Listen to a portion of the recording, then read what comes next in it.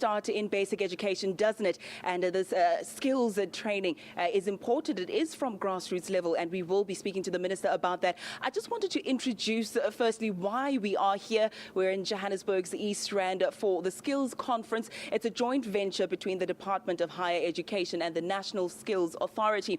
You may be wondering what it is that we're doing here today. Well, as you know, Leanne, many of our viewers are at home. They have their matric certificates, no money to go to university, no access to seaters, perhaps no information or knowledge about various institutions like FET colleges where they can go and further their education. Or perhaps on the other side, they do have the education, be it a diploma, a degree, and they have no experience. Isn't that the one thing that companies are looking for? No training, no skills, no understanding of learnerships or perhaps internships where they can get that skills and the training that they need there. And being the solutions-driven show that Morning Live is, we're here this morning to try and find the answers, the way forward, and how you at home can receive the help that you need. And to do that this morning, we have the Higher Education Minister, Nzimande, to tell us more about the conference this morning. A very good morning to you, Minister. Thanks again for your time. And a good morning to your viewers and to our blind listeners.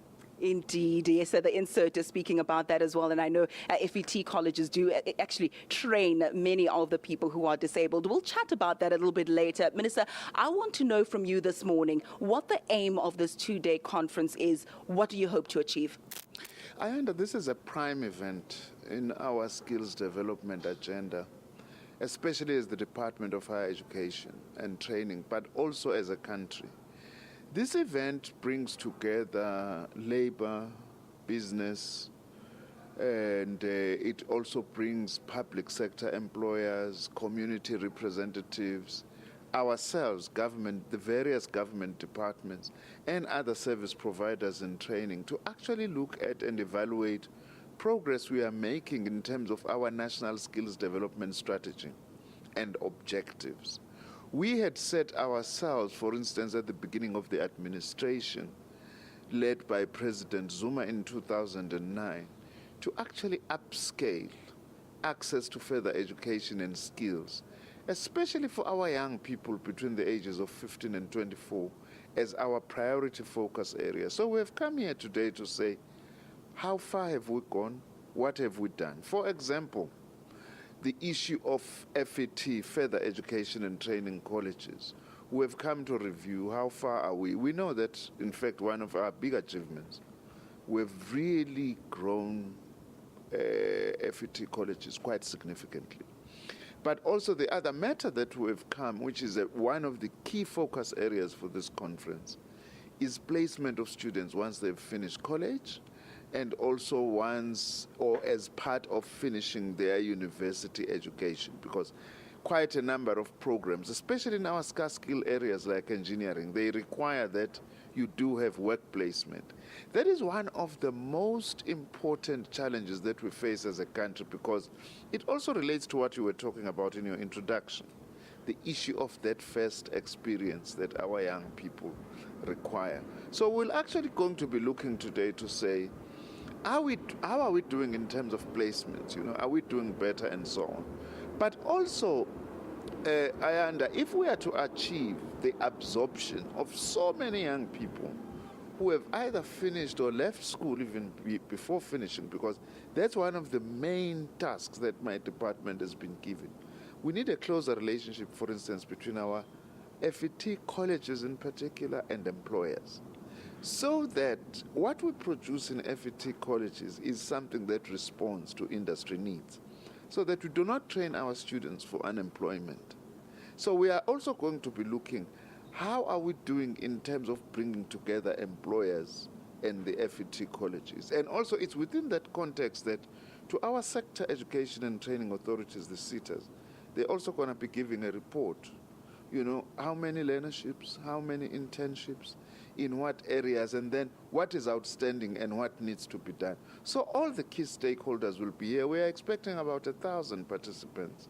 representing, as I say, all the stakeholders from throughout the country. If I may interrupt, you speak so highly of FET colleges, but before even learners get to that point, they have to go through the basic education sector. I know this is not your area of concern, but I would like to get your opinion. I mean, news coming out that there's been underspending when it comes to that, there's that debate on the pass mark in matric. What is your view and understanding on the importance of basic education and how things are at the moment in that sector? Ayanda, one of the key challenges that we have as a country is precisely to align our basic education to higher education. Part of improving that was creating two departments, not in order to create two systems, but one system, but make sure that it functions better by having dedicated ministers looking after each stream, if you like. And I would like to say that we still have a lot of challenges in our entire education system, but we've done a lot since 1994. The people who are saying that there is no change in our education system, they are really telling a lie to the country, with due respect. For instance, we've done away with ethnically and racially based schools and universities. Before 1994, that's what we had. We've done away with that. For instance, in terms of our Millennium Development Goals, to make sure that all kids between grade 1 and grade 8 at least are at school, we are just about to meet that. The matric results have been steadily improving, and it's a different education system. Universities, you know, when we started in 1994, we had a couple of 100 million rands for our loans for poor students, the National Student Financial Aid Scheme. You know how much we have this year? Close to 7 billion rand. And we've more than doubled the intake of university students. And what we're proud of, the majority of university students today are black and female, which is a far cry from what we had under apartheid. Of course, our approach and what we are saying to South Africans out there, let's build on these achievements in order then to deal with the challenges. We still have many challenges. Our schools, as there's still an unevenness, some of them are not functioning as well as they should. And the schools that were privileged before, many of them still remain privileged despite these advances that we have made. We accept that as government. That is why this government has said education is priority number one, because we believe if we sort out education, a lot of our problems will be addressed. That is why also we believe in engaging stakeholders like we are doing today, that as government we must play our role, but on our own we won't be able to achieve our objectives unless everybody else comes into the party. Partnership is key. We will continue to take a look at this issue. Questions of loans have been raised. Many learners going into debt by the time they go into their various careers. Various issues need to be thrashed out this morning. Also, whether or not you can get jobs using FET college certification.